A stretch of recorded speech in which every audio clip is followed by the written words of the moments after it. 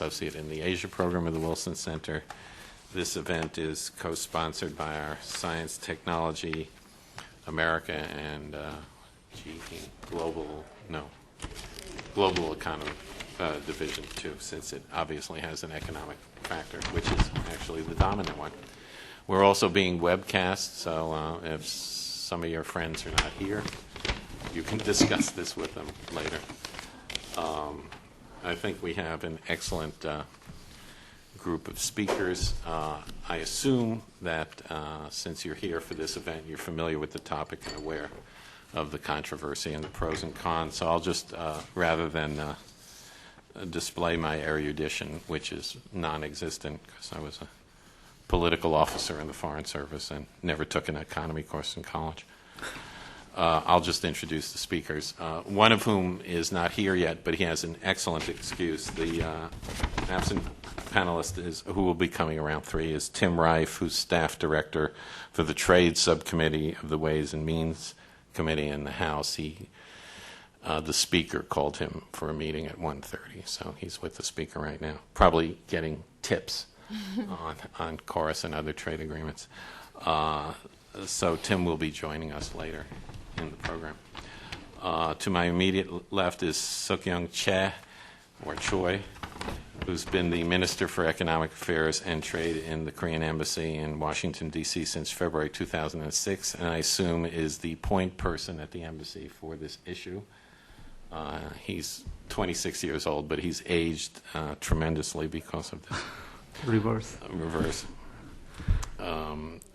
To my far right is Myron Brilliant, who's president, among his other titles, he's president of the U.S.-Korea Business Council, an organization comprised of top executives from U.S. companies with a strong commitment to strengthening U.S.-Korea economic ties. And obviously these two gentlemen will speak about the merits and the advantages of the agreement.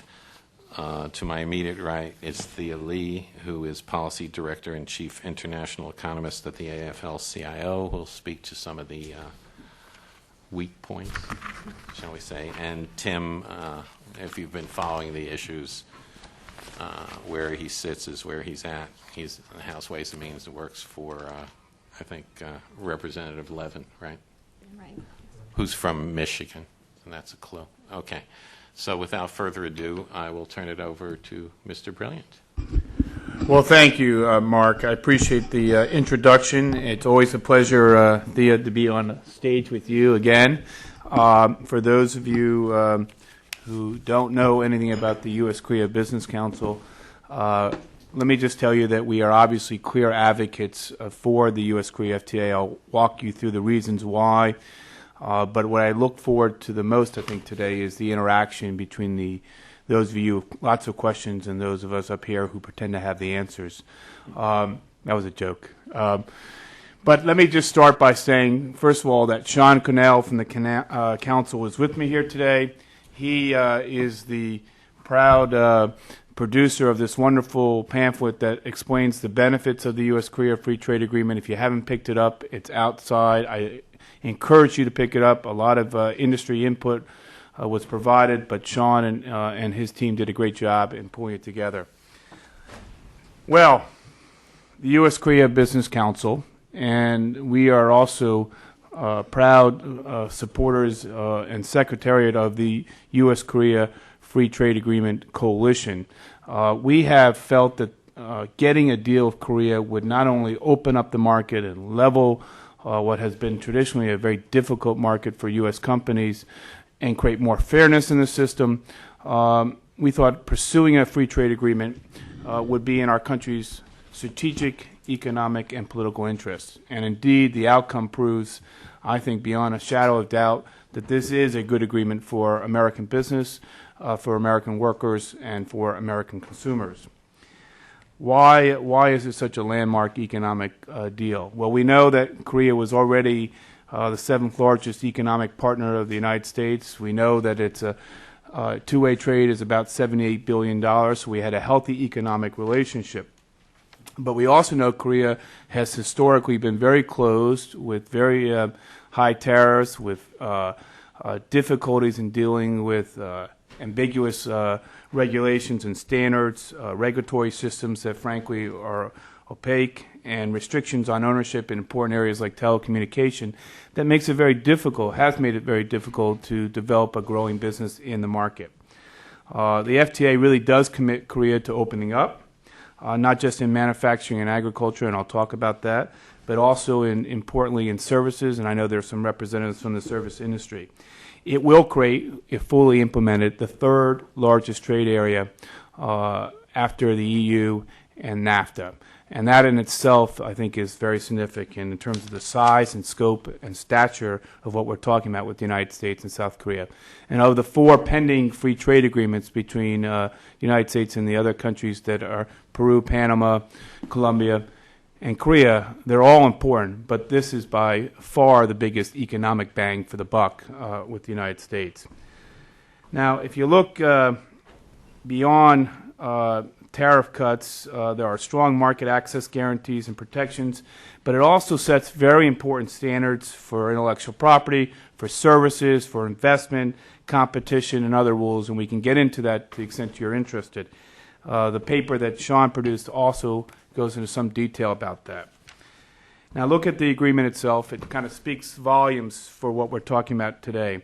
95% of bilateral trade in manufactured products will become duty-free in 3 years, and 2/3 of U.S. agricultural exports. I think you'll see that there is strong agricultural support for the FTA, and while I'll talk about beef a little bit later in my presentation, notwithstanding the need to resolve that outstanding issue, clearly this is a win for U.S. agricultural farmers. It gives financial companies in the United States the right to own and full financial institutions in Korea. More broadly, Korea has agreed to levels of national treatment, market access, and regulatory transparency that go beyond GATS commitments, so that's very important. And I will tell you that in our very strong business coalition, which has over 450 members, we have a lot of service providers. This is the most comprehensive, most ambitious, far-reaching service agreement that the United States has ever concluded with a free trade partner. It allows telecommunications to own 100% of a Korean telecom service company. It guarantees improved and fair treatment for U.S. investors. And since I know I have labor on my left, fairness is an important ingredient of this agreement. Leveling the playing field is another important aspect. It includes a model IP chapter that I alluded to. It will expand copyright owners' rights, which is why you see strong support from MPAA and RIAA and other copyright industry associations. And as I said earlier, it sets standards for how Korea's government is going to handle transparency, rulemaking, as well as dealing with things like customs clearance, making it faster and more transparent. Now, 2 issues have gotten a lot of attention in the press about the U.S.-Korea FTA. One has to do with beef, whether Korea will resume a full opening of its beef market. Korea is undertaking important steps in that regard. Many of you know that there was an OIE review of American beef in the spring that paved the way for Korea to start to look at its own regulations and how it could facilitate the necessary steps to lift restrictions on the import of U.S. beef. That is underway. Our hope had been that it would be early this fall. It looks more likely to be later, either December or early next year, before a full resumption of beef. I'm sure Minister Choi will speak to this. But I'm confident that before this bill is ripe for congressional passage, we'll have dealt with the issue of beef, that our 2 countries will have figured this out, and that we will have a resumption of beef.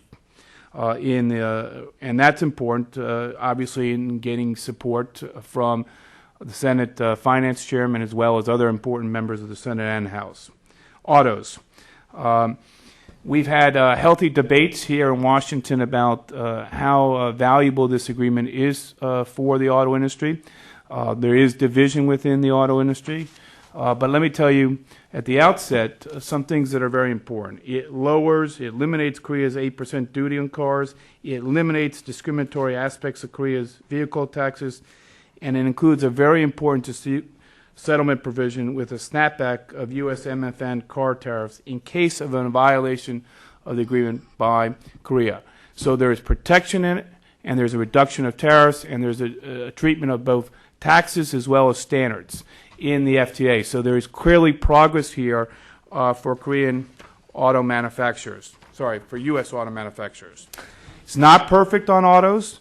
As I said, there's some division within the auto industry, but there is certainly progress here for U.S. automakers.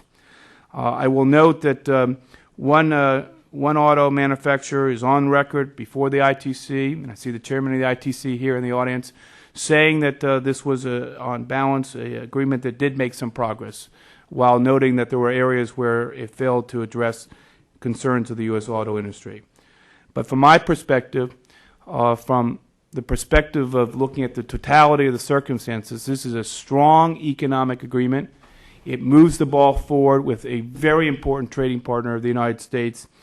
And I think there's tremendous progress throughout this with services, manufacturing, ag, and even in the area of autos, I think we saw progress. The ITC report that came out recently reaffirms the belief that this will be a win for U.S. industry. It will increase GDP between $10 billion and $12 billion if fully implemented, the FTA. Exports were likely to increase by $10 billion. These are numbers right out of the ITC report. And there's also benefit to the consumers, annual benefit somewhere between around $2 billion a year. Now, those are just some of the numbers I lifted from the ITC report. If you look at the full report, you'll see other numbers that demonstrate the economic benefits for U.S. companies and therefore, I would argue, for U.S. workers. And the agreement, also speaks to the benefits for consumers.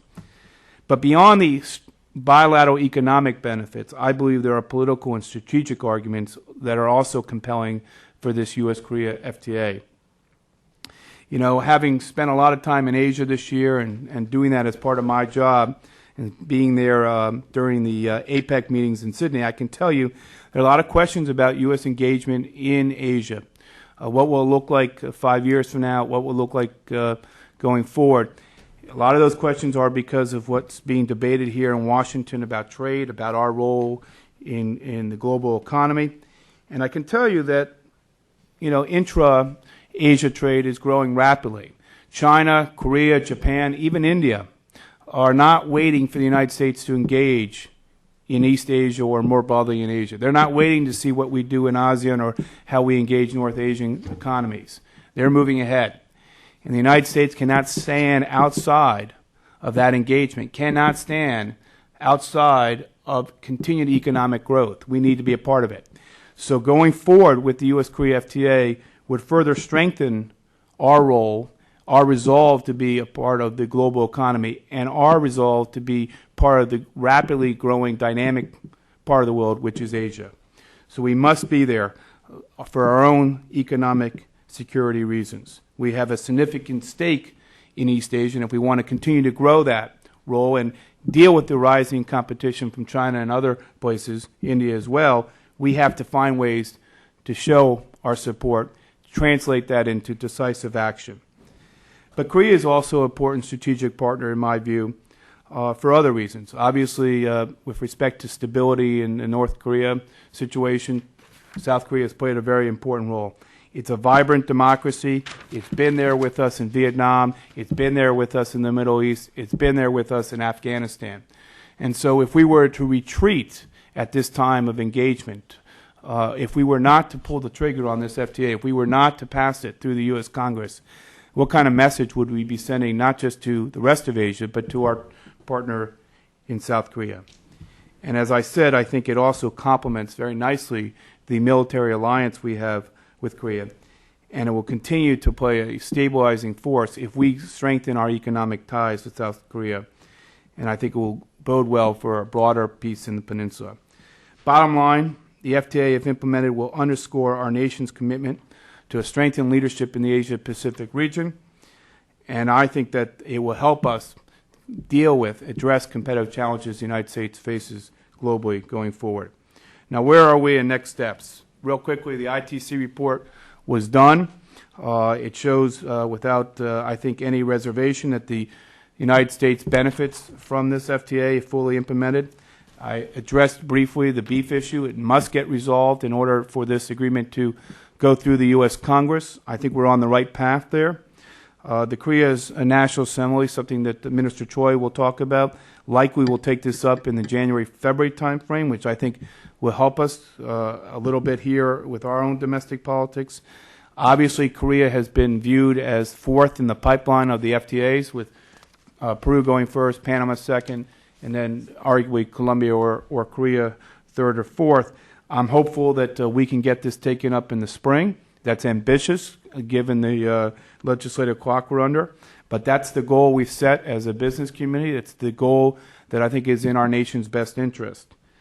The Business Coalition's mission, of course, is to continue to get the word out, to continue to get the facts out about the FTA, to continue to expand the breadth of companies and organizations that are committed to this effort, to work with members of Congress to make sure they understand what's going on with this FTA. There's a lot of misleading information out there. They need to understand the full benefits of this FTA to the American business community, American workers, American consumers. We're going to continue to take the fight, so to speak, outside of Washington, not just work on lobbying here in Washington, but to advocate for these issues out in the grassroots area, meaning outside of Washington, outside the Beltway. We've been in several states already, meeting with members of Congress, meeting with the business communities. I know the Korean Embassy has also undertaken similar efforts and have worked outside of Washington as well. We're looking to invoke new stakeholders in this debate. That means beyond your traditional economic players, we expect a lot of those in the foreign policy community to stand up and talk about the importance of the United States engagement in East Asia and, of course, the importance of our alliance with South Korea. And finally, I would just say, since I'm going first and not last, that anticipating some of the arguments you might hear, this is not a deal that undercuts labor, but actually strengthens labor. It creates exports, which create jobs here. Will allow for continued investment in the United States, which has created jobs as well. We know what many Korean and other foreign companies have done in terms of investing in local communities and creating jobs in this country. And finally, I think it's fair to say that the labor market in Korea is a pretty strong one. And so it does not undermine the labor conditions in Korea. In fact, if anything, those of us who have worked and lived and visited Korea on many occasions know the labor force there is very strong, and this will not at all undermine U.S. relations with Korea, of course, from a labor standpoint. So bottom line for us, again, is we are very bullish on this. We believe it's in our nation's best interest, and certainly we think it will advance our economic relationship with a very important country. Thank you. Thank you, Myron. And now, as we say for the other side, here is Labor, AFL-CIO, Ms. Lee. Thank you very much, Mark, and thanks, Myron. I'm always jealous when Myron gets introduced as Mr. Brilliant. I think that already puts me at a second life and adopt it. That's right. Puts me at a disadvantage, I have to say. Thanks to the Wilson Center for the invitation to come here this afternoon. Thanks to all of you for joining us. The proposed Korea-U.S. FTA presents an interesting set of contradictions, both for policymakers and for economists. On paper, it is an agreement with a major trade partner, as Myron said, that takes down tariff barriers for most American products. Since Korea's tariffs are higher than ours, one might expect this to open markets for U.S. products, as Myron argued it would, and maybe even make a dent in our bilateral trade deficit with Korea. And certainly that has been the selling point for this and many past free trade agreements. You reduce the tariffs, you encourage foreign investment, you get the efficiency, growth, more trade. It helps develop and make wealthy our trading partners, and as Myron said, creates exports which create jobs for the United States. If this were all true, then American workers and unions, and the unions in our trading partners, are truly misguided to oppose an agreement like this. What's wrong with us? Don't we like jobs? Don't we like exports? Well, of course we do. But it's really a question about what the overall impact of these trade agreements has been and what the overall trade patterns and investment patterns end up being that are often not the same, I just want to point out, as the economic models, the prospective economic models that go into the predictions. But there's another important point about the Korea FTA, which is that there has been some important reform in the trade template in the United States, the May 10th deal between the Democratic leaders in Congress and the White House did make some important improvements and progress in areas that are of a lot of importance to the labor movement, including worker rights, environmental standards, some fix on procurement, some fix on intellectual property rights. And that is an important difference between the renegotiated Korea FTA and the original agreement that was signed by both parties. However, it's also true that not all the issues that we've been concerned with over the years have been addressed in the Korea FTA or any of the others. We think there's more work to be done on investment, procurement, services, and agriculture. But I just raised that set of issues as part of the frame for how we look at this agreement overall. And beyond the template, there are some serious concerns that remain with respect to the Korea FTA. And there are three that I want to talk about today. The first is imbalanced market access and non-tariff barriers. The second is worker rights. And the third is Kaesong industrial zone. And the first is the most important.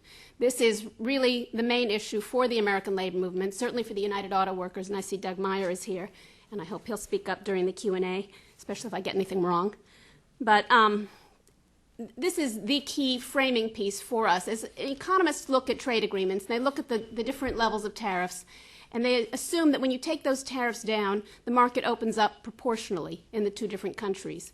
And that was certainly the argument with respect to NAFTA, that Mexico's tariffs were higher than American tariffs. If you took both sets of tariffs down to zero, it was a no-brainer that the U.S. would benefit disproportionately, that our exports would grow relative to our imports. Of course, I think most of you know that wasn't the way it turned out with respect to NAFTA. And the key there was that there were huge investment flows that were not part of the computable general equilibrium trade model. We don't really know how to model that or to take it into account, or it wasn't taken into account properly. And so if the whole point of NAFTA, which is not identical to the Korea-US FTA, but has some elements of similarity, was not necessarily to take down the tariffs and for American companies to sell more goods to Mexican consumers, goods that were produced on American soil, but rather to take down the tariff barriers, to bind some of the investment rules and other intellectual property rights protections, and allow American companies to make more money by moving jobs from the United States to Mexico and importing the goods back into the United States. We've had about $100 billion growth in our trade deficit, combined trade deficit with Mexico and Canada since NAFTA went into effect, for the loss of about 1 million American jobs. I use that as an example really to illustrate why it's not so obvious to American workers that the Korea-US FTA will be a source of American jobs. And I think there's at least a couple of concerns here. The first is non-tariff barriers. And if you look at the trade deficit between the United States and Korea, about $14 billion, $12 billion is in auto alone. And this is obviously a pretty important American industry. As everybody knows, it's an industry that's had its shares of ups and downs over the past couple of decades. But it's a tremendously important industry, not just because of the workers it hires and provides jobs for, but because it's got tremendous linkages throughout the economy. And American trade negotiators have been struggling with the U.S.-Korea auto imbalance since 1995. That's how long we've been talking about this problem, that our autos don't get access to the Korean market. And in 1995 and 1998, we signed 2 memoranda of understanding with Korea that was directly aimed at taking down non-tariff barriers, at addressing this imbalance in sales. And during that period of time, did we improve the situation? No. Our trade deficit in autos went from $1.3 billion in 1994 to $11.6 billion in 2006. So clearly these were ineffective, and I guess one of our points is that maybe our negotiators don't know how to take down the barriers that remain. And I think to some extent you can identify a few things, and I know there was an attempt in the negotiation of the FTA to take down some of the non-tariff barriers, to address some of the more obvious tax issues and other asymmetries. But I think that there are problems built in to the Korean system that are intangible, that are hard to address, that are hard to put on paper, and maybe we don't even know what they are. And that's one of the reasons that we supported the bipartisan congressional proposal that was put forth during the negotiations, during the last months of the negotiations of the Korea-US FTA, that would have sought concrete benchmarks in terms of market access for American autos into the Korean market. And not until there was an actual increase in the amount of U.S. autos, or foreign autos actually, imported into Korea, the tariffs would stay in place. And I know Ambassador Schwab has dismissed that derisively as managed trade, something she's not interested in, didn't consider, wouldn't consider, and she's recently said she still is not interested in any sort of proposal along those lines. Well, it's our view that this is a crucial American industry that's at stake, and probably tens of thousands of American jobs. And we are cautious with our jobs because we've been beaten and battered by globalization writ largely, and the kinds of competitive pressures and weakening of American unions' bargaining power that's come with the trade agreements of the past. And I guess if you think about it this way, I have a couple of little analogies that I was trying to use to illustrate. It's as though, you have a patient lying on a hospital bed full of stab wounds, and somebody comes in with a knife and says, it's just a little knife and it won't be that much blood. And you think to yourself, no, can you just take the knife away until I have a chance to heal and I have a chance to address some of the concerns that I have?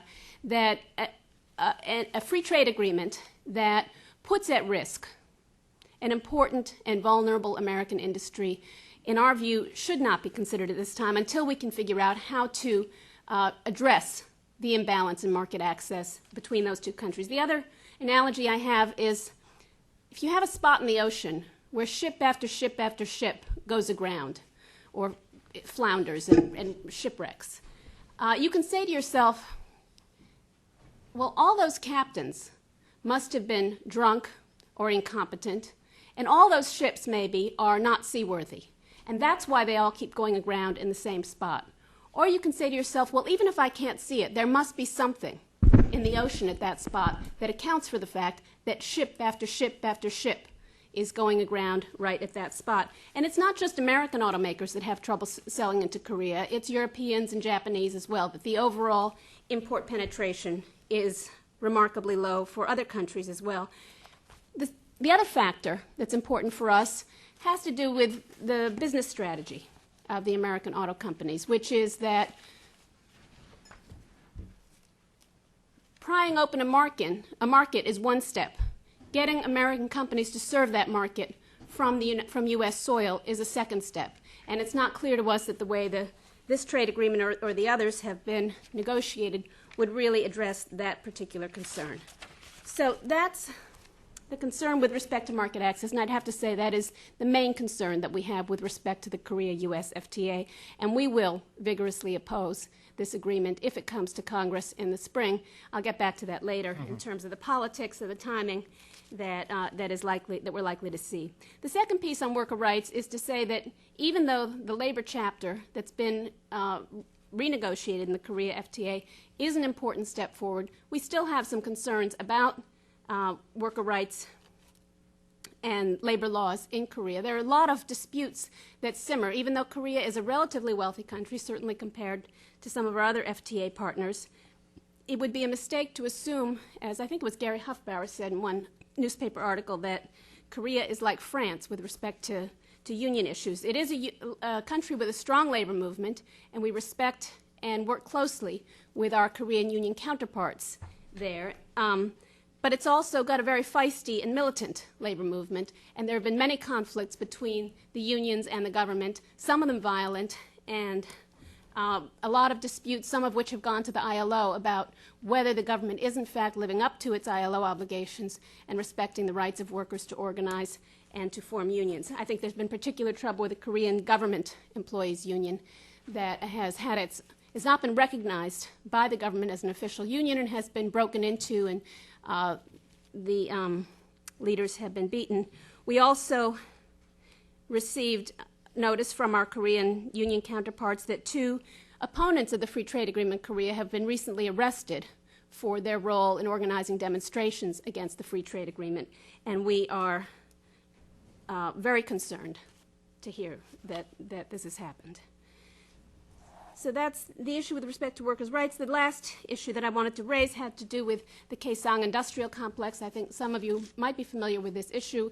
It's a relatively small issue in the context of the FTA, but I think it is politically important, and it's certainly important to us in terms of the worker rights and human rights concerns. Kaesong is an industrial complex in North Korea near the South Korean border. It is part of the Korean government's attempt to foster North-South cooperation, and I think that's certainly an admirable goal, to figure out how the two Koreas can work together jointly. However, we have concerns that the economic impact and the worker rights conditions in Kaesong are extremely problematic at this time. Still, the workers, the North Korean workers, it's mostly North Korean workers and many South Korean companies that fuel Kaesong, and it's a complex that has I'm not sure how many workers right now, but the goals of the South Korean government are for this to expand pretty rapidly to several 100,000 workers over the next couple of over the next decade or so, and that it is a key part of the South Korean government's strategy for competing in the global economy, and particularly for competing with China. And because of that, we have a lot of concerns that the workers in Kaesong are not being afforded any internationally recognized workers' rights. They certainly don't have the right to form an independent union. They don't have the right to strike, and they don't have any independent voice at the workforce at the job. And in fact, the North Korean workers do not get paid directly by their companies. The companies pay the North Korean government rather than paying the workers directly. And I don't think anybody really knows, certainly nobody that we've spoken to in the South Korean government or the South Korean business community actually knows how much the North Korean workers receive from their government, because there's a deduction taken off the top for Social Security and transportation. There may be other deductions, and then there is the currency rate that's used as the official exchange rate to turn the hard currency into the North Korean won. And so some of the press reports have said that it's as little as maybe $8 a month that the North Korean workers receive. Whether or not this is a good wage by North Korean standards is not actually the question that we ask. The question is whether the South Korean government and South Korean businesses should be insisting that these workers are able to exercise their internationally recognized rights, and if not, that these goods have no place in international commerce. There is an annex to the U.S.-Korea FTA that allows the consideration of goods produced in outward processing zones at some future date. But the language in that annex, in our view, is way too weak in terms of labor rights. It says it'll consider relevant international worker standards as well as considering national conditions. And that seems to us hugely problematic, that it should be very clear that these goods will not be considered unless the workers' rights are fully respected. And we understand that's a big deal, but it's something that concerns us with respect to the FTA. And let me just end by saying that it's kind of common in these trade discussions to label an FTA a no-brainer or a slam dunk, that it's so obviously a good thing that everybody should jump on board and agree with it. And I actually think that does injustice to the trade debate as we've been living it for the last decade and a half here in Washington. And I've been at all of them, I think, most of these little debates. I've been through NAFTA and China PNTR and a couple of fast-track versions and so on and so forth.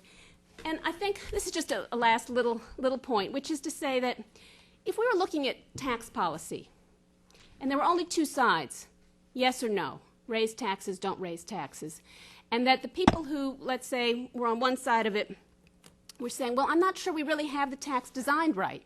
I don't know where the incidence of the tax is. Should it really be corporations or income or property tax? Maybe we should think a little bit about what the likely impact is going to be, who's going to get hurt, who's going to get help, what the other outcomes might be of taxing in this particular way, that we should take all that into account. We need to do a careful study. And the other side said, you're a bunch of idiots. You're protectionists. You can't ask those questions because you are challenging whether a particular FTA should go forward or not go forward. And the point that I'd like to make to you today is that it's our duty to look at each FTA carefully, both at the conditions that are included in it and what the conditions in the two countries are and what the likely economic impact is going to be on farmers, workers, and businesses. And we don't assume that something that's good for American business will necessarily be good for American workers.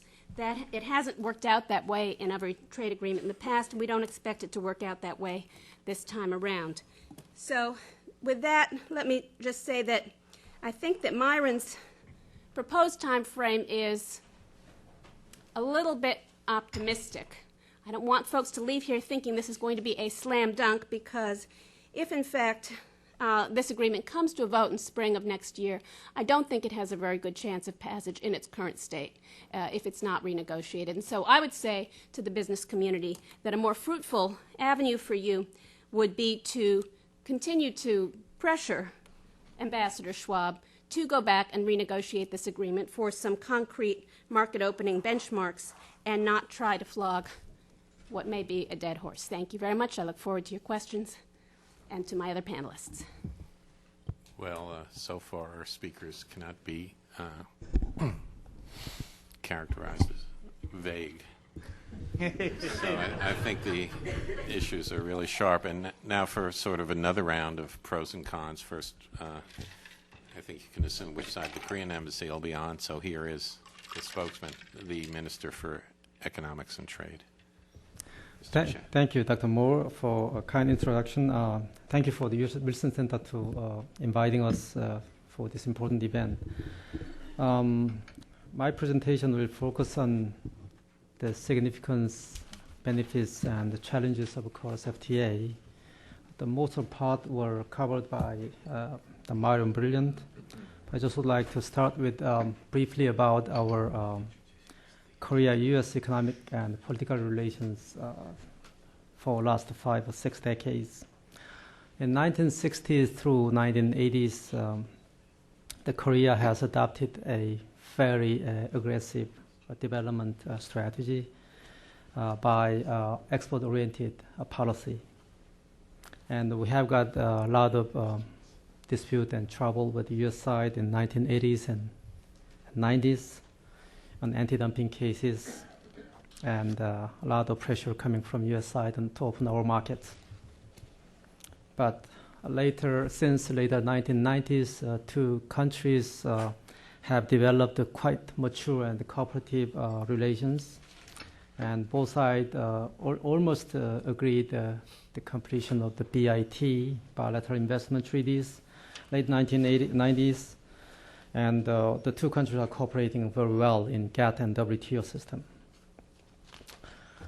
And on the investment side, the Korea invest in United States amounting to $18 billion US, and the other side, the other way of investment to Korea is $35 billion US. And both countries are adopting competitive liberalization, adopting 3 avenues at the same time: unilateral liberalization, bilateral, and multilateral liberalizations. And in this vein, two countries agreed to launch negotiation of free trade agreement and successfully completed end of March this year. And we signed the agreement end of June and well protected by TPA of United States. Politically, we are much closer relations. This year is the 125th anniversary of Korea-U.S. relations. 1886, U.S. side came to Korea to open our door, and this year is the 125th anniversary. And after the Second World War, the two countries reached agreement, a mutual defense agreement in 1953. And Korea has learned from United States the democracy, market mechanisms, and protection of human rights. And after the end of the Cold War, the relations of the two countries now under transformation. Now I just would like to touch upon the significance of Korea-US FTA against this backdrop.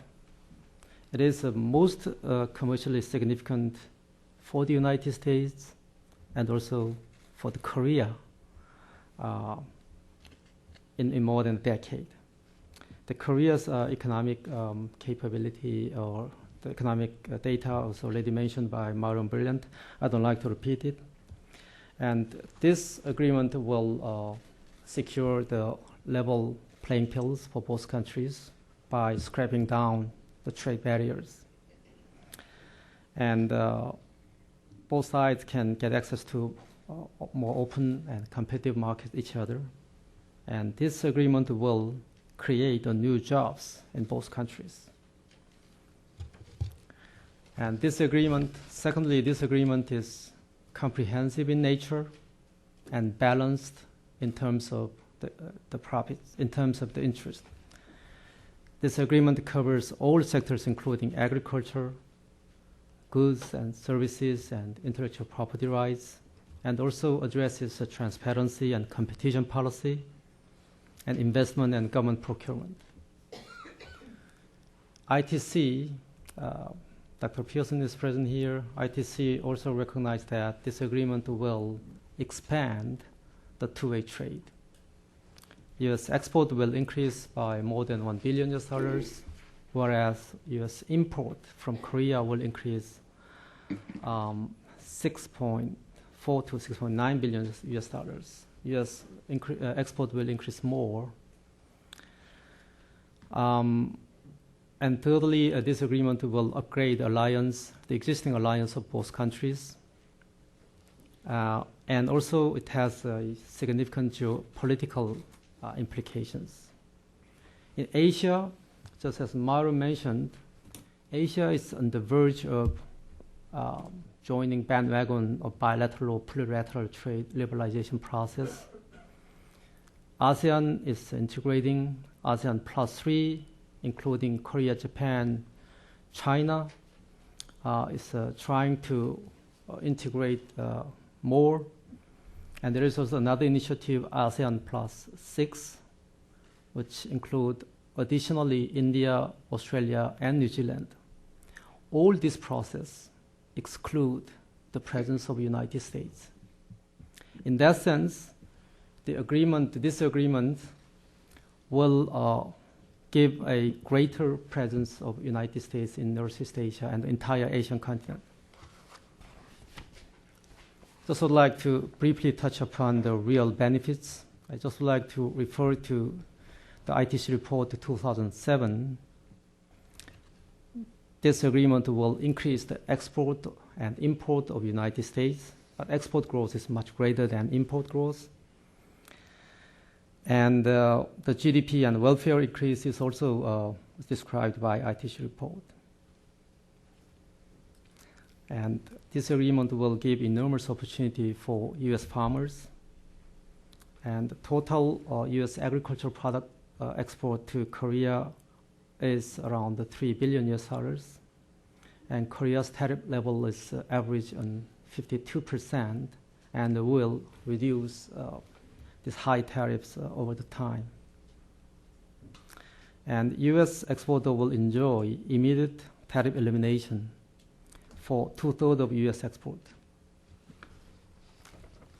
On manufacturing goods, the two sides reach agreement that the 95% of the goods will eliminate the tariffs all at once, and then 100% within 10 years.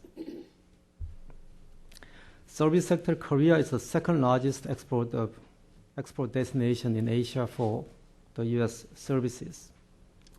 The amount is around $16 billion, and the U.S. is enjoying $4 billion surplus. And this agreement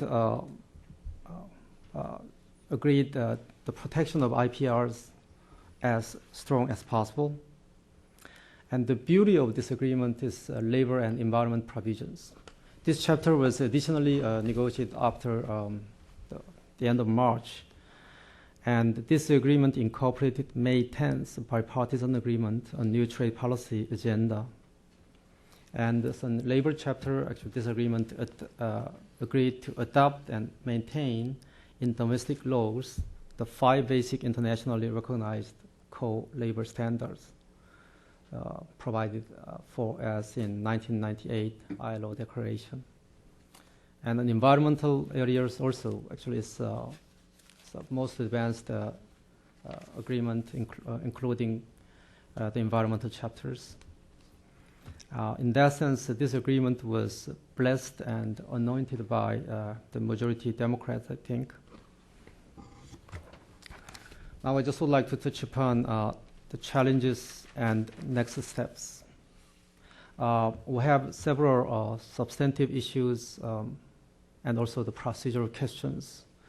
I would like to touch upon the 2 sectoral issues which Myron and also the Thea Lee mentioned.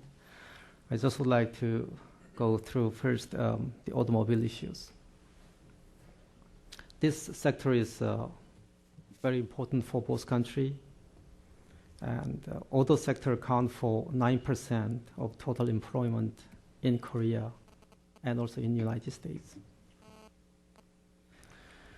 This agreement, Korea-US Free Trade Agreement, has a very rigorous provisions on automotive sectors. Both agreed on cutting tariffs. Korea's average tariff level on automobile is 8 to 10%, and we agreed to scrap down immediately. Whereas U.S. agreed to eliminate 2.5 passenger tariff immediately within less than 3,000 cc, and within 3 years for automobiles more than 3,000 cc's of engine capacity. And U.S. pickup truck tariff, currently 25%, will be eliminated over 10 years. And the agreement also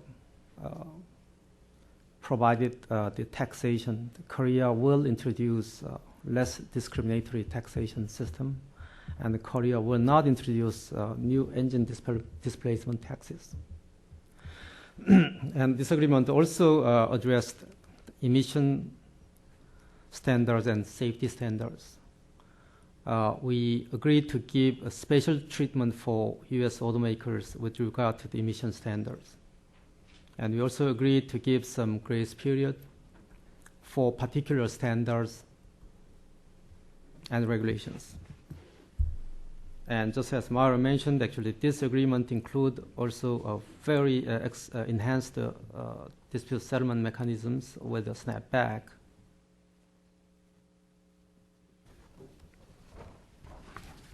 I would like to mention about the key findings on ITC 2007 on automobiles. If the free trade agreement will be fully implemented, then U.S. export an automobile to Korea will likely to increase. And number 2, much of the import increase in passenger cars are likely to be diverted from other import sources, and negligible effect on declines in output or employment for broader passenger vehicles and parts sector in the United States. The message of ITC finding is quite clear, and the expanded trade arising from Korea-US FTA will not destroy the American the labor markets. I also would like to mention briefly on the point raised by Thea Lee from AFL-CIO. I mostly disagree with her points. The agreement is very much balanced and win-win outcome, and the KORUS FTA would be the best way for U.S. automakers to achieve their goals. And the KORUS FTA virtually addresses all the concerns raised by the U.S. auto industries.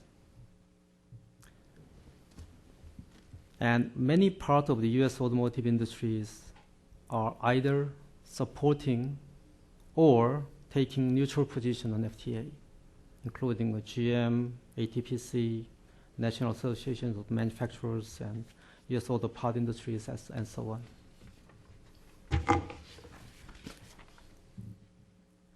on. In Korean market, European and Japanese companies sell far more vehicles than American vehicles. And the increase rate is much, much higher than American cars. This demonstrates that Korean market itself is not closed. And the market share of foreign-owned cars, or the market share of the imported foreign cars or cars produced by the foreign-owned company surpassed 35% in Korean market. And Korea is not the main source of the U.S. Trade deficit in all the trade.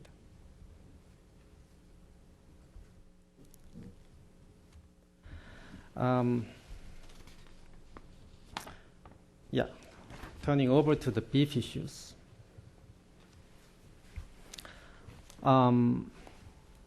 Last week, the two countries met together in Korea to discuss new import protocol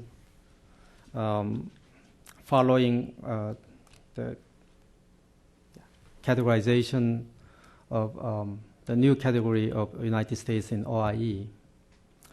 And actually, this is the first meeting. The meeting did not produce the concrete outcome so far, but I expect that the subsequent meetings will be fruitful and both sides will reach agreement on beef issues.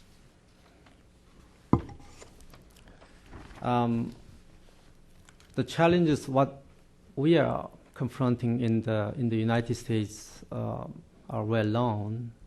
The 4 FTAs now on the roll, and the political situation together with the presidential election campaigns in the United States are giving influence to the consideration of these free trade agreements. And I hope that the early next year window will be best utilized, and the Korean government is still very cautiously optimistic that the bill will be passed because it creates a lot of benefits, mutual benefits for both countries.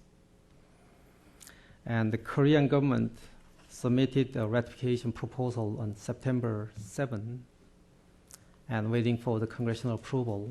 But as you know, we have presidential election December 19th. We have also another general election April 25th next year. Again, Korea is also political seasons, and we are trying our best to get this bill passed before the term of our current president.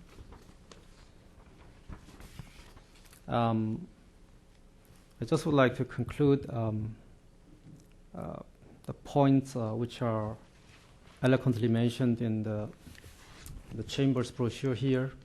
I think this is a good brochure presenting the benefits of this FTA.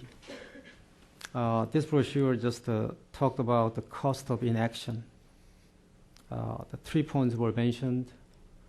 If this FTA would fail to be passed, then U.S. business and farmers would lose new market access to Korean market and lose market share due to other FTAs which Korea would conclude with other countries. And the failure will give adverse effect on overall Korea-U.S. strategic partnership. And also, it undermines the U.S. leadership and credibility in promoting open markets and fair competition. I will close and then waiting for the question and answers. Thank you. Thank you, Mr. Minister. Now, batting cleanup in the House Ways and Means Committee, Mr. Wright. Thanks. Thanks, Mark, and thanks for having me with you. Sorry I was not able to be here to hear all of the earlier comments. Let me be brief since I see a lot of eager faces to shoot fire questions off. The harder questions will go to my colleagues to the right, and I'll take any of the easy ones. Locally right, or Let me. What's that? I want your physical right or your political right? Well, I'll abstain from answering that. let me offer an introductory comment and then 4 brief comments about the FTA, and my remarks are off the record for those good friends from the journalistic profession who are here. This year, I think we've had a substantial increase in the trade dialogue. I think a significant move from unreality to grappling with the serious issues that confront globalization. And in fact, as the FTA was being finalized in the first 3 months of the year, there was a lot of work that was being done that led to an agreement not even 6 weeks later on May 10th between the administration and the new majority in the Congress that I think moves the trade agenda substantially forward. Secondly, by way of introduction, Mark was mentioning that we might presume what the position of Minister Choi would be, and one might, I think, in a normal circumstance, also presume what the position of Trade Counsel to Congressman Rangel would be. Congressman Rangel having served in Korea in 1950 and having had a closer relationship probably with that country than any or virtually any a member of the Congress. In fact, I think your government has given him a medal that they've given to no other American. And yet, there are substantial problems. So far, being the eternal optimist, I'm hopeful that we will move beyond these. So let me offer 4 comments. To date, the FTA, the KFTA is a missed opportunity. I didn't hear all of Myron's comments, but I can certainly imagine that he talked about the importance of the Korean market to the United States and vice versa, and that is true. He may also have talked about the importance of the growing middle class in Korea as being a substantial business opportunity for American businesses and workers and farmers, and that's also true. And one need not even mention the important strategic relationship between our country and South Korea. Yet, in this context, a particular sector, the manufacturing sector, was substantially shortchanged by the negotiators in ways that seem almost inexplicable. The negotiators knew that the South Korean government maintains regulatory systems that are different from all the other FTAs that we had negotiated to date, and yet all they included was some additional transparency to address those very different forms of regulation. The negotiators knew that there had been a failure of previous memoranda of understanding between the United States and South Korea in a number of sectors, including automobiles, and yet no new steps were taken of any effective nature to address the problems that continued with those particular sectors after these memoranda of understanding came into effect. Finally, and even more remarkably, taking place at the same time as the administration was working so assiduously with the Congress on the new approach to a number of issues in trade, the administration knew that there was a substantial group of members, Democrats and Republicans, who expected a different kind of agreement. And finally, by March 1st, when the administration refused itself to put a proposal on the table to deal with this problem in the manufacturing sector, there was a specific proposal. It was a very clear, significant, trade-expanding, WTO-consistent roadmap that was provided to the administration by a group of Democratic and Republican House and Senate members. And yet, the administration went out of its way at the time and has since to say there would be no renegotiation of the provisions relating to manufacturing industries and, in particular, the automobile sector. So, in closing on this first point, no one denies that there are major opportunities in a number of sectors, the one that is most often described as financial services. However, the United States has never before negotiated what might be called a selective FTA that pays particular attention and provides market access in some sectors but not others. In fact, you might describe it as a radical approach to the negotiation of a free trade agreement. My second point is, the good news is the problem can readily be fixed, and the agreement can be renegotiated in probably a very short period of time. A proposal was issued that deals with the significant problems in the manufacturing sector. It would provide with respect to non-tariff barriers that if a company from the United States could show that there was a reasonable indication of a problem, that the burden would then shift to the government of Korea to demonstrate that the problem was not related to a non-tariff barrier. A very simple proposal that deals effectively with the fundamental problem that non-tariff barriers are giving to countries around the world, the United States and others, which is the information necessary for a company to describe the problem it is having is in control of the importing government, the government of the importing country. This has been demonstrated through WTO cases dating back to the 1980s. And so there needs to be a mechanism by which the government of the exporting country, the country seeking to expand trade, if you will, and the exporter itself can understand what it is they have run up against. And the proposal offered by Democratic and Republican members of the House and Senate would do exactly that. My third point, the issues that I'm describing in non-tariff barriers and in the manufacturing sector are not the only issues that confront this agreement, and yet the others, I would submit, are also readily fixable. There are problems in beef. There was the unfortunate outcome in rice. The pharmaceutical sector, the medical devices sector, the fiber optics sector, the ability to enforce intellectual property rights in the Korean court system. All of these are issues related to the opaque nature that the Prime Minister, to his credit, wants to transform through the Korean FTA. There are also some horizontal problems, such as the investment provisions, which for some, again, inexplicable reason are significantly different from investment provisions in chapters of prior FTAs. And then there is the issue of Kaesong, which we can discuss if there is interest, in which I had the ability to go specifically there last spring, a year ago spring, when I was in Korea. Finally, let me close with this. The sooner that we can correct the provisions in the FTA, I think the sooner we can correct what was, I think, a temporary strategic blunder for the future. A strategic blunder for addressing non-tariff barriers effectively in the WTO negotiations, which so far are languishing, not just the non-tariff barrier aspects of those, unfortunately. Specifically to move forward in discussions with Japan about an economic integration agreement. This agreement gives Japan essentially a green light that its non-tariff barriers that have been such a difficulty in our bilateral relationship for many years will not be disturbed. Issues in our important and ever-growing relationship with China.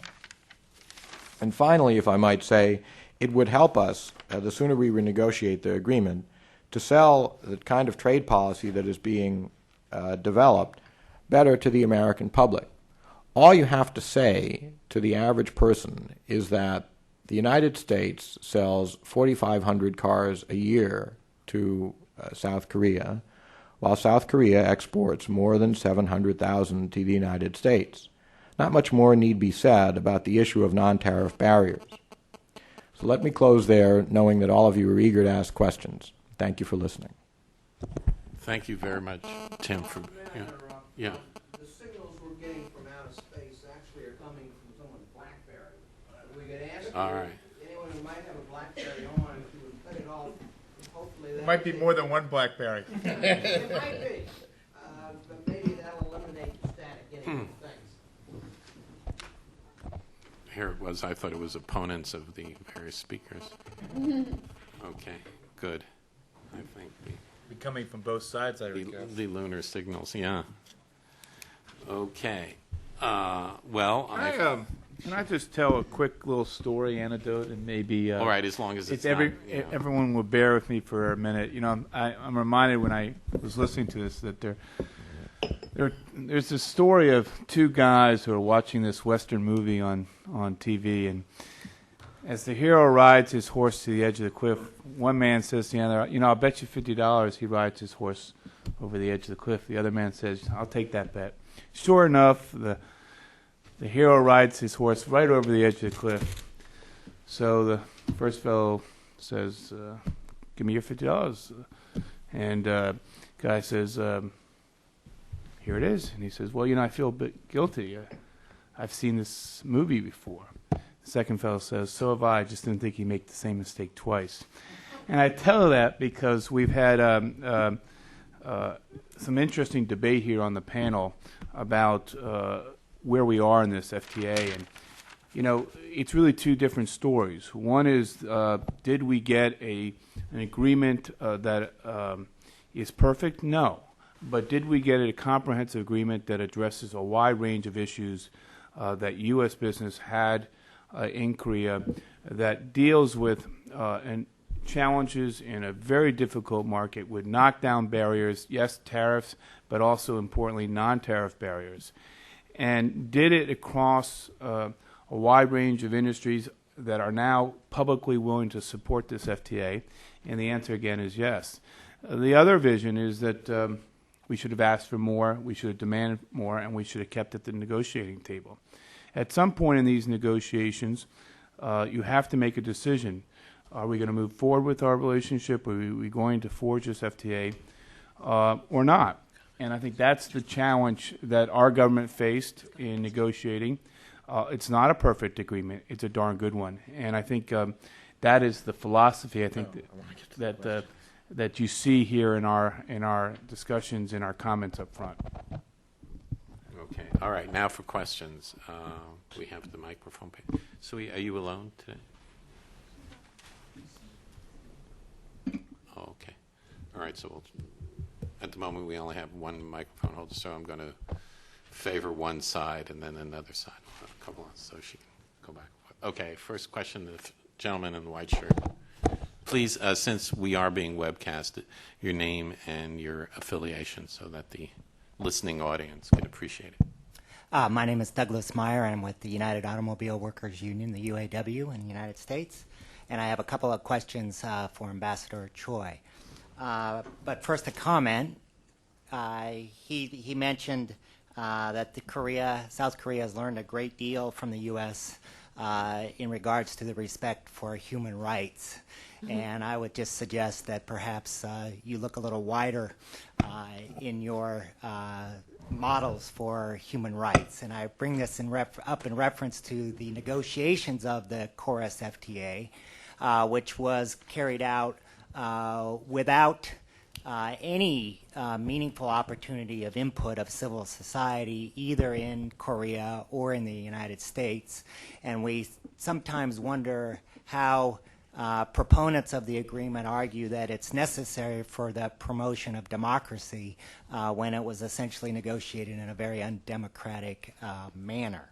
But having said that, you mentioned the beauty of the labor provisions of the agreement, and my first question is, given the situation in South Korea today, where a large percentage of the workforce is considered to be irregular workers, temporary, and in the case of Korea, even in automobile factories, Hyundai and the auto producers are allowed and permitted to bring in workers hired from a so-called outside company, put them to work on the assembly line right next to the regular workers, and those workers do not have the same right to join a union, nor do they receive the same level of benefits and pay as the regular workers in that place of employment.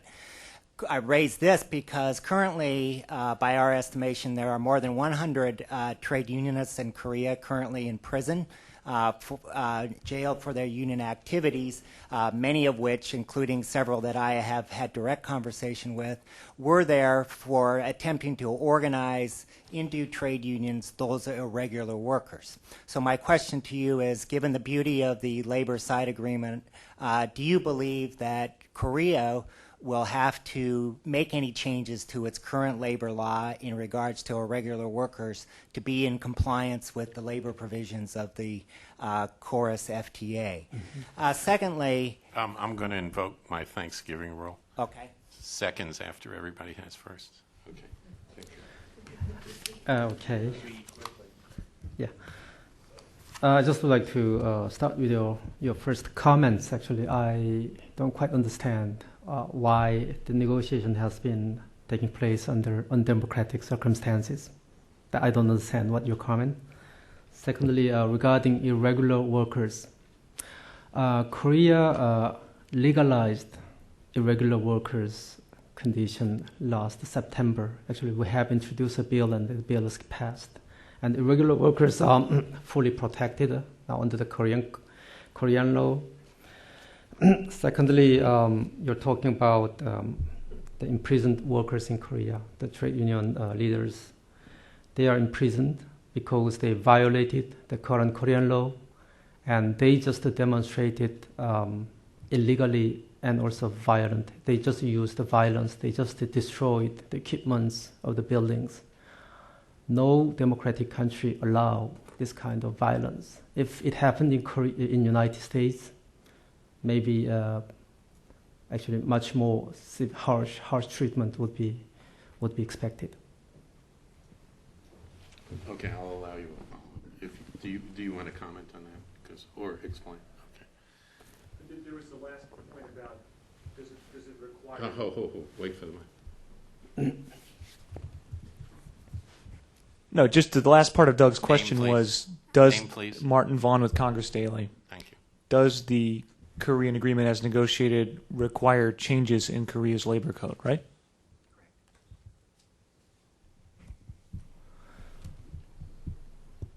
You mean the agreement of the free trade agreement on labor requires to change the Korean law? I don't quite, I don't agree with that because the current Korean law already provided for the protection of the core labor rights. Yeah.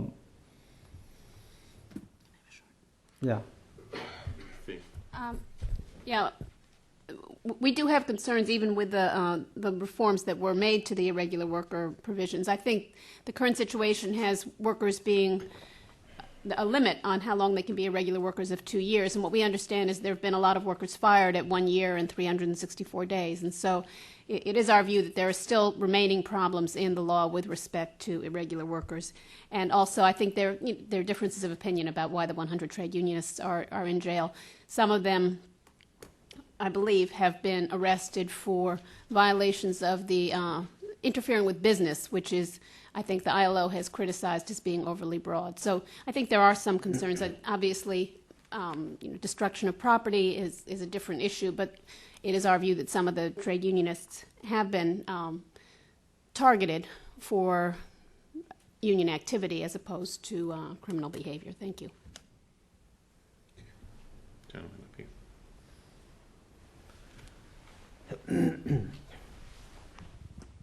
Hi, Doug Palmer with Reuters. I guess this question is from Myron. I mean, Tim seemed to say fairly clearly that the agreement's not acceptable in its current form. You're saying that you think there could be a vote on this by spring and that you don't think it needs to be renegotiated. I mean, he's sort of, I assume he's speaking on behalf of Chairman Rangel, who pretty key player in all this. I don't understand. How do we get from this point to the point where we're voting on it in the spring if it's not renegotiated? Well, first of all, I mean, Tim is in a critical position in government, and as you said, Doug, he does represent an important seat because he sits between Chairman Rangel and the Ways and Means Subcommittee Chairman.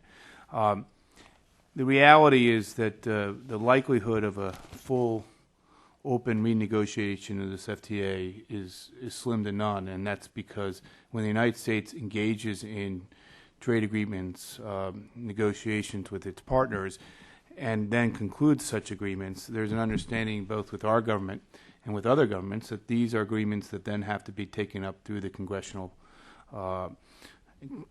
legislative bodies of each government.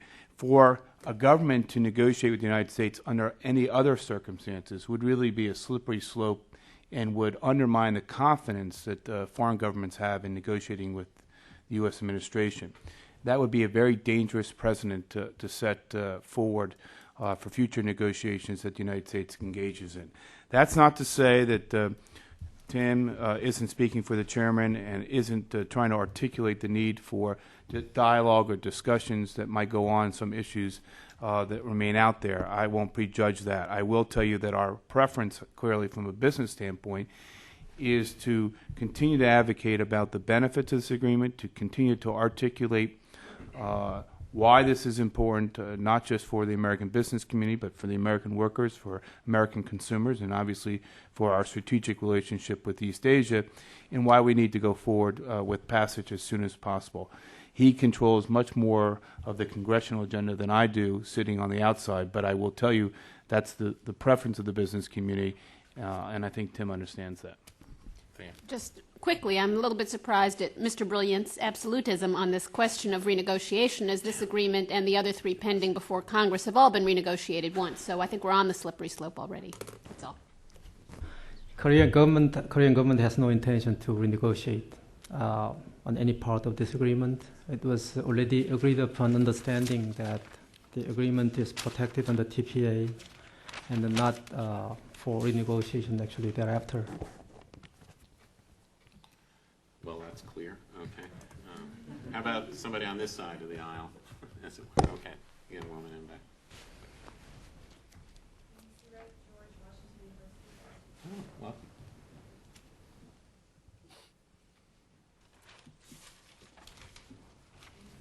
George Washington University.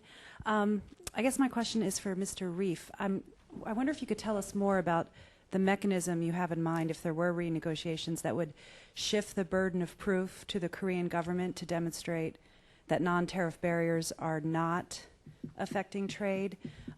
One question is, would that be a reciprocal commitment where we would also be opening up ourselves to that kind of burden of proof shifting? And secondly, would there be a problem with WTO consistency in that kind of arrangement? Yeah, for sure. To take your first question first, no, there's no problem with WTO consistency. And secondly, the details of the proposal are on our website. There's a letter that was sent from the group of Democratic and Republican members March 1st, I think, within a couple of days of that, to the administration of this year. And the entire proposal is spelled out there as to how it would work, and it'd be fully WTO consistent. In our view, the reverse burden of proof has no precedence for the manufacturing sectors under the WTO system. And we are very much concerned this will lead to unilateral sanctions against exporting countries. And we consider this is not inconsistent with WTO. Not consistent. It's inconsistent, particularly Article 23.2a of GATT 1994. So, excuse me, what does Article 23.2a of GATT 1994 say about the inconsistency of our proposal? That provides the prohibition on making a unilateral determination. Okay, well, this would be a case that was submitted to an arbitral panel, just like any other case, so that wouldn't, Article 23.a wouldn't apply. But one thing that your question raises, and I'm glad you raise it, is that the closer that you look at the administration's proposal, at the draft agreements, provisions on dispute settlement, the so-called special provisions, the worse they get. There's a standard in there that hasn't been applied in the GATT since the early 1950s that requires not only a showing of national treatment violation, that is, that you're treating the imported product differently from the domestic product, but on top of that, you have to show injury. Now, those few people in the room who consider themselves scholars of the GATT will know that requirement was excised from the GATT through decisions of working parties in the early 1950s and hasn't been revived until this year or last year, whenever the proposal found its way into the draft FTA. So not only is the remedy not particularly effective, but you effectively have the highest standard ever set, certainly since the early days of the GATT, that you have to meet in order to achieve any kind of a remedy, which, given the circumstance of NTBs, which are extraordinarily difficult to deal with in the first place, makes it an unworkable proposal. Okay. Excuse me. This is for Mr. Your name, sir? I'm sorry. My name is Saul Simmons. I'm with George Washington University School of Law. My question is, what Mr. Choi said about 23.2, I believe it's that no country can make a unilateral determination that another country has impaired, denied, or nullified its obligations. Under the mechanism that you suggested, that we shift the burden, or that the United States has to or the United States producer would first have to show injury, might be considered as a nullification or a unilateral action.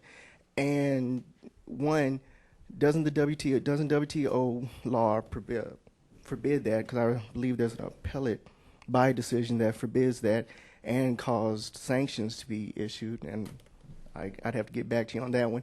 And number two, shifting the burden, isn't that more in line with dumping, with the dumping statute, and finding an injury? Is that the mechanism, or the mechanism you're suggesting? Is that what you're trying to say? Because I'm kind of confused on that. Are you addressing your question to me or to Councilor Choi? Both. Okay. I think this question is to you, I think. Okay.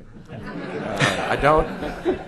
That's why he suggested. I don't know what appellate body decision you're referring to that talks about burden shifting. There's certainly nothing inconsistent in the WTO rules with burden shifting. Number two, there's nothing unilateral about a panel administering a case under which there's burden shifting or whatever kinds of direction you might provide to a panel substantively to apply rules.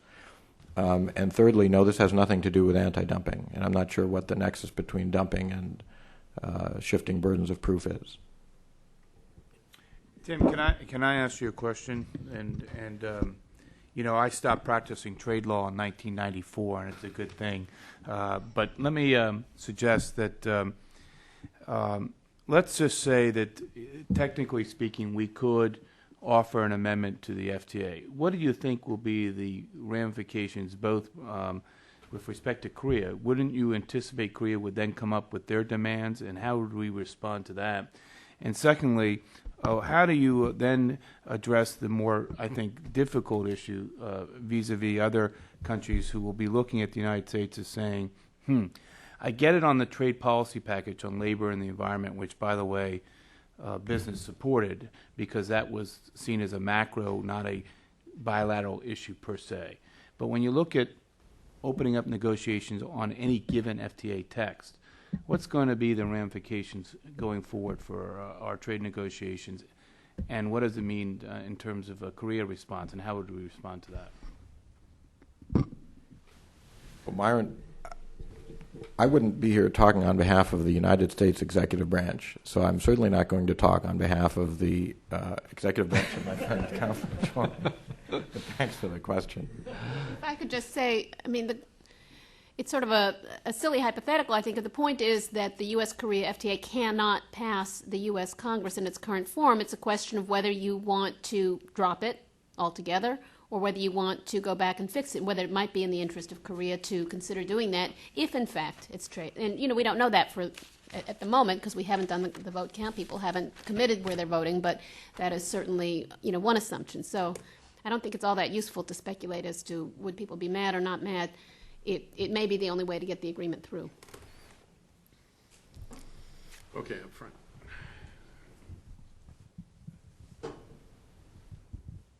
Hi, I'm Luke Engen from Inside U.S. Trade. I was wondering, Minister Choi, if you could follow up on your assessment of the WTO inconsistency of the Congressional Automotive Proposal.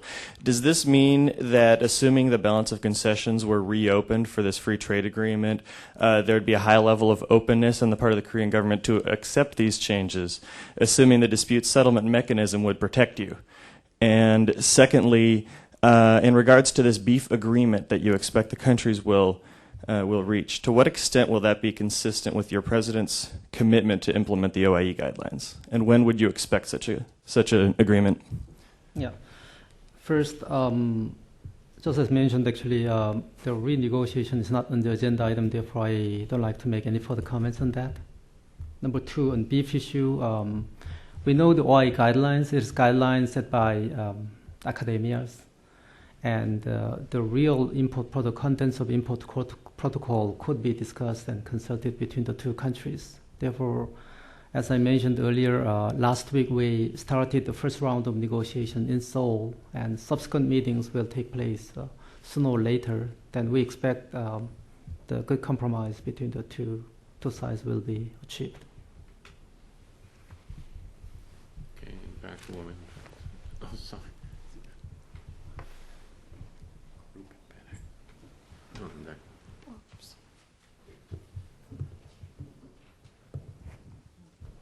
My name is Joe Freeman.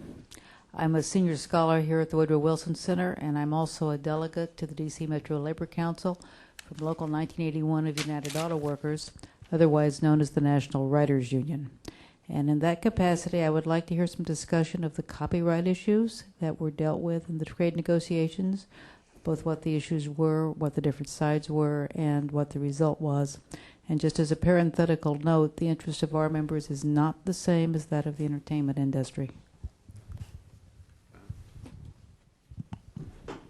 I mean, I'm going to refer you to our pamphlet, which goes into some detail, but basically, there are two aspects that I would just comment on. One is that we wanted to ensure that there was strong IP protection. So there's a very good chapter on that. But the other component, of course, is that the copyright folks wanted extensions for their rights in the marketplace. And that's discussed as well as market access issues in the pamphlet.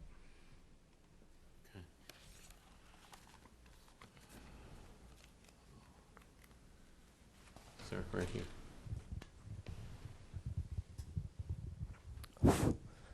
Do Un Lee, Seoul Daily News. My question is to Mr. Reif.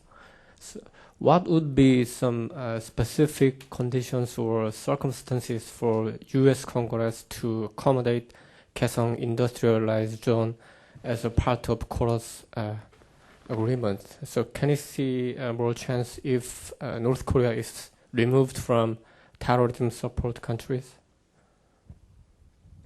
Sorry, your question was what with respect? Yeah, what would be the specific conditions or circumstances for U.S. Congress to accept Kaesong Industrialized Zone as a part of Korea's agreement? Part of the Korea's agreement. Yeah, to include it in. Under what conditions would you allow? Is that the question? Yeah. And I think that I can't speak for the Congress. I know that in discussing this issue with other staff of the Republican as well as Democratic members, there is very severe concern about Kaesong for a number of different reasons. Some were articulated earlier, but I think that is very clear, I think, to anybody who has spoken to members of Congress. Unfortunately, Mr. Reif is busy and he has to go now, so let's thank him for his participation. Thanks for coming. Okay, since we're... Yeah, you want to come? Sure. Yeah, since I was not responded, I did not respond to the Kaesong Industrial Zone issues. Just for your information, this free trade agreement does not have a language of Kaesong Industrial Complex. The agreement just provided for the outward processing zones. And both countries agreed to establish a joint committee on outward processing zones in Korean Peninsula. And all the operational modalities will be subject to further consultation between the two governments. Therefore, the concerns raised by the Ms. Lee from AFL-CIO on workers' rights and environmental and the labor condition issues in outward processing zones will be discussed further. Therefore, the FTA only provided for the concept of outward processing zone in Korean Peninsula. The details will be further elaborated later on. David.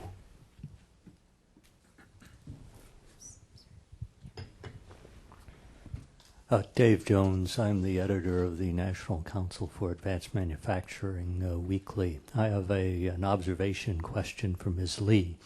You talked at some length about the problems of exporting automobiles from the United States to Korea and the problems of the American auto manufacturer, etc.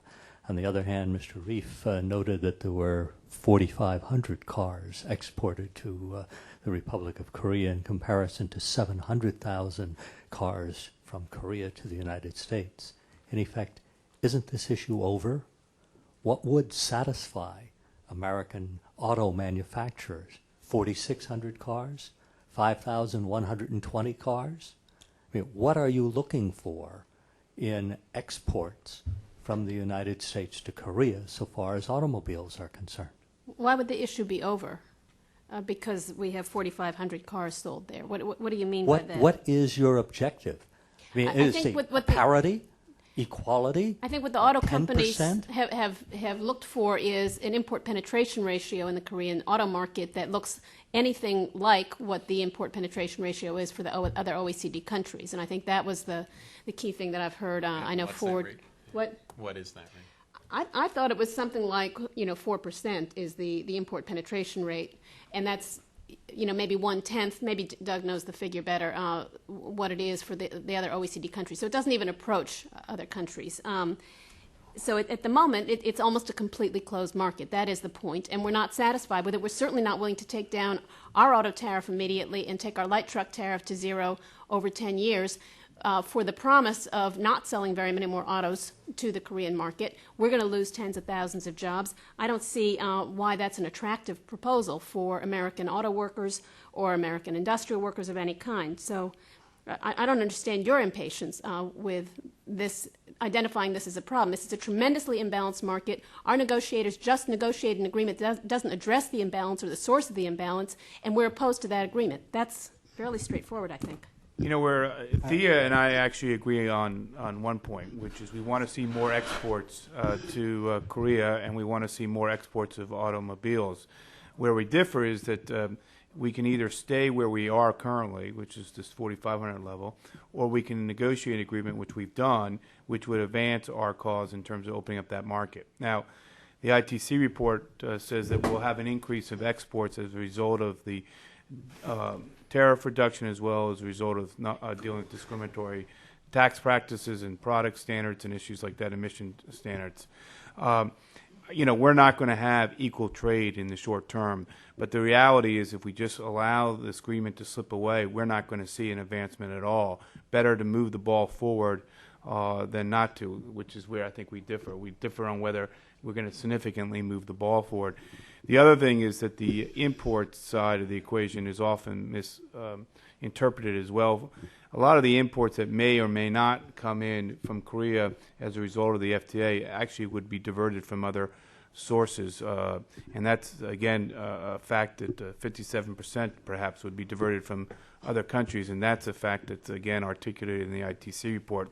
And finally, you heard Thea talk about manufacturing. You heard Tim talk about manufacturing. The funny thing is manufacturing stands behind this FTA. Manufacturing stands to benefit from this FTA, and the only sector that I keep hearing about when people are talking about manufacturing is autos. And while it's a very important sector, it's one of many sectors of our economy. A lot of manufacturing is behind this, including the National Association of Manufacturing and many other groups. And if you have doubt about that, just look at our website of the coalition, and you'll see a lot of manufacturing groups who support the FTA. Let me just ask anybody, are there any American auto companies which support? Ford. There's 3 auto companies. I won't. There's 3 auto companies. Ford has been the most outspoken in opposition, and the better way of saying it is they want more to be done, renegotiation. Chrysler has generally been pretty quiet, although they could speak for themselves. And General Motors has a different situation in the market. They have a partnership with Daewoo, and their stake and their ability to do business in the market has been different as a result. Yeah, also just to add some more information about these automobile issues. This March 1st letter by Congress to the President just elaborated request from U.S. Congress to the President. This letter contains a proposal. One of the proposals is kind of one-on-one trade. If Korea import a U.S. automobile, then U.S. will import those Korean automobile in terms of the same number. We just call in economics as managed trade. We don't accept this kind of formula. It's kind of TRQ schemes just designed for the industrial goods. It's not allowed under the WTO system. Regarding the light truck issues, actually, just as Ms. Lee mentioned, currently U.S. is keeping 25% tariff since 1963. We just call it chicken tariff. In 1963, U.S. set up 25 tariff, kind of punitive tariff against the Germans' suspension on the U.S. The importation of U.S. chickens to Germany.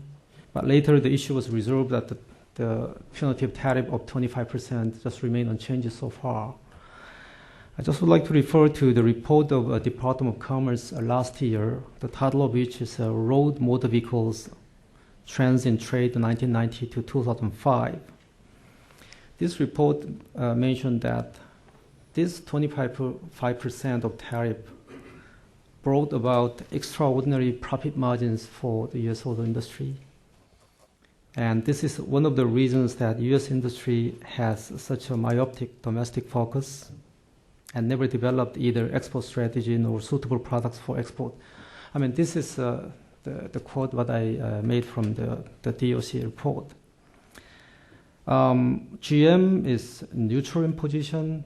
Only Ford is opposing adamantly this Korea-U.S. free trade agreement. I just would like to point out some problems of the Ford is confronting. Most of the Ford manufacturing sources are in Mexico and Canada, and the products made from the Ford company in Mexico and Canada would not enjoy any preferential tariff benefits under the Korea-U.S. free trade agreement. And actually, Ford would like to invest in Korea. Ford would like to merge Samsung auto industry in the late 1990s, but it failed. Instead, the Renault from France merged Samsung automobile company at that time. Actually, just as GM merged Daewoo in Korea, and the production by GM Daewoo in Korea account for more than 12% of the Korean market share. Thank you. Okay. Do you have any follow-up questions, sir? In the white shirt? Because I cut you off. So it's time. Sure, go ahead. Since many speakers have brought up the ITC report, excuse me, it's important to point out that, and I think our member of the ITC here can speak more correctly than I can, but that report, in analyzing the effect of the agreement on imports and exports, does say that it will lead to, in the first year of the agreement, an increase of, I believe, $1.1 to $1.4 billion increase in Korean imports into the United States of automobile products. As Mr. Brilliant pointed out, they also assert, though I haven't quite figured out the basis of that assertion, that 55 to 57% of those will be displaced from other countries. Even accepting that questionable assertion, that still leaves, if my math is right, $600 million increase in the first year of Korean imports of automobile products, or net, I should say, which is far more than the 300-odd thousand they claim would be an increase in U.S. exports. So therefore, on the auto agreements, according to their numbers, will lead to an increase in the auto deficit and the overall deficit with Korea. The interesting thing about their report is that it only looks at year one of the KORUS FTA, and therefore, by definition, does not look at the impact that the 10-year phase-out of the 25% light truck tariff would have on U.S.-Korean automotive trade. It's a big deal for the U.S. industry. It's a big deal for the UAW and our members who are employed making pickup trucks in the United States. So even ignoring that major consideration and concern that we have, it shows an increase in the U.S. deficit in automotive trade. Okay. Questions? Our reporters are eager. Okay. And then just pass it over to you. Hi, Doug Palmer again. And again, it's a question for Myron. I mean, if this, Minister Choi also, if you want to answer. I mean, if this impasse continues, you know, where the Democrats are saying it needs to be renegotiated, and business community and the administration says no, I mean, do you think that the administration should just submit the agreement to Congress and force them to vote on it, or would that be a strategic error? I think, Doug, the reality is we're not there yet, and we've got to get the beef issue behind us for sure. I don't think this is going to be ripe for congressional review until a couple of things happen. One is we have the beef issue behind us, and that issue is not yet fully resolved. Two is we have a couple other FTAs that have to be dealt with in the Congress. We know that Panama and Peru for sure have to be dealt with first, and probably Colombia as well. So we have some time on that regard. When this is ripe for review, then we can take up the issue of the end game. I don't think we're at the end game yet, so we don't have to. I can tell you what business view is. The business perspective is this is the most important bilateral FTA the United States has entered in since NAFTA, which is not bilateral, that's trilateral. This is the most significant commercial agreement of the 4 FTAs for sure, and we have every intention of pushing this through the U.S. Congress as soon as possible, but obviously recognizing the political realities of this town, that we need Democrats and Republicans behind this. We need ag and non-ag members of the Congress supporting it. We're going to continue to articulate why this is in our country's best interest, why it makes economic sense, and we're going to continue to take this to the Hill and make sure they understand the facts. But, Doug, it's not timely to take this up today or tomorrow or the next week. We've got some time before the end game has to be played out. Okay. Sir. Oh, sorry. Okay. Hello. Dan Pearson from the U.S. International Trade Commission. Because there have been some references to the ITC report, let me advise that it's easily accessible on our website, www.usitc.com. I encourage you to take a look at it. It's not necessary to read the full 350 pages, which I have done and benefited greatly from the exercise. But much of it is appendices, and there are portions that are specific to one sector or another that won't be of interest to many people. So if you want to go in and look at your part of the report, that's not a hard thing to do. It also has quite a readable executive summary that gives a nice overview of the study. There have been some comments about the auto portion of the study. And let me clarify that the ITC takes no position on whether Congress should or should not approve this agreement. Our charter is to take an objective look at this and put it out there in a way that is neutral and as clear as possible. And we've tried to do that, and I'd like to think we've had reasonable success. But the analysis of autos is complicated. The overall computable general equilibrium modeling that we're able to use is a static model, as the gentleman suggested. It is not a dynamic model that would show us what the economy would look like at the end of the time when all tariffs are phased in.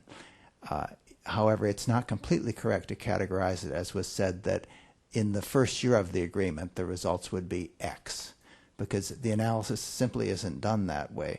Of necessity, we have accelerated all of the tariff eliminations and structured them so that they would take effect in the economy that we believe will exist in 2008, using 2008 dollars, 2008 GDP in the United States. And then you just go, you kind of turn the switch. What's the economy look like if you have current tariff practices? What's the economy like if you have the FTA fully implemented? It's a way to take a snapshot and get some general measure of the effect that tariffs are having, but don't look at it as being a predictor of what actually is going to happen in 2008, because many of the tariff changes phase in over multiple years.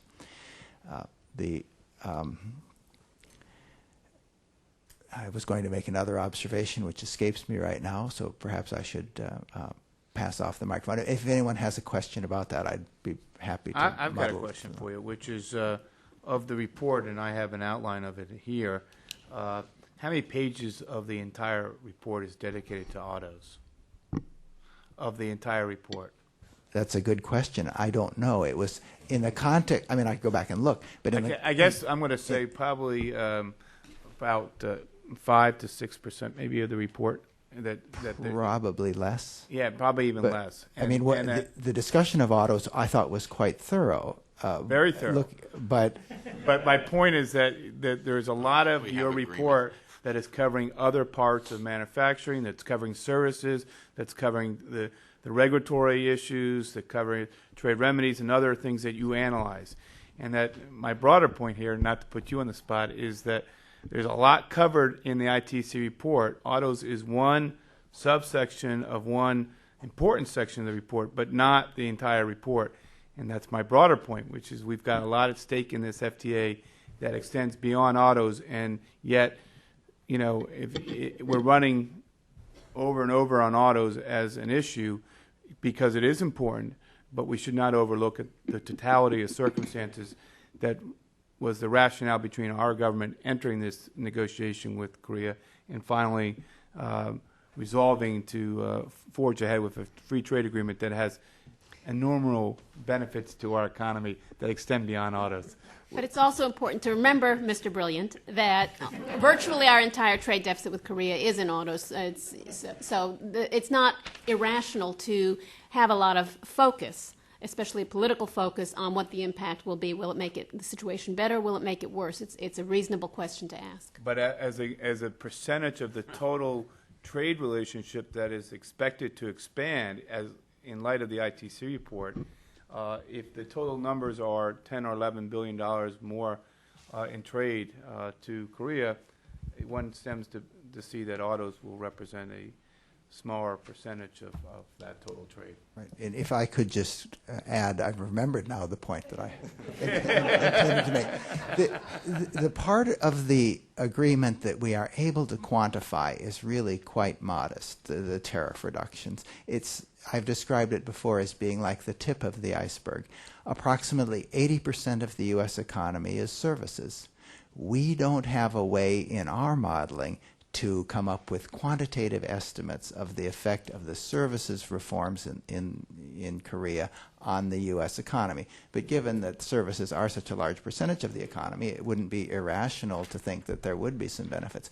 And in a perfect world in which we could do dynamic modeling and look at how the trade might expand, how the U.S. economy might expand over time, we would probably have a picture of economic activity that's rather different than what we are able to measure. Okay, So, let's give some people who have it. I see some new hands.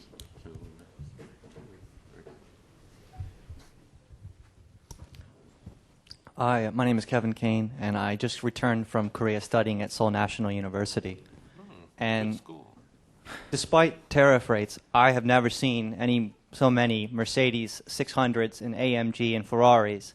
I could see more Mercedes 600s in Korea in a weekend than I have seen in 10 years in Atlanta. And so I would dispute that the Europeans have been unable to penetrate Korea. There's a joke in this district called Gangnam that 1 in 5 cars is a BMW or Mercedes.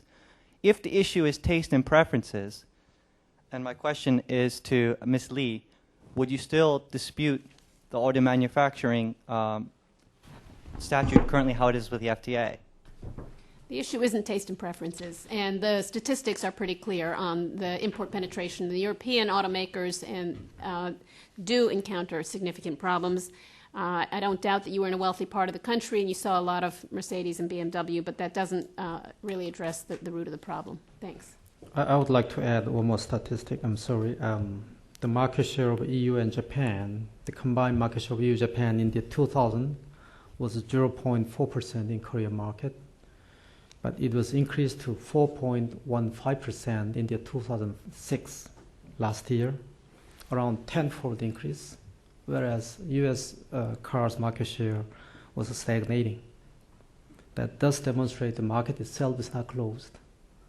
There may be some some problems or handicaps from the exporting side from United States.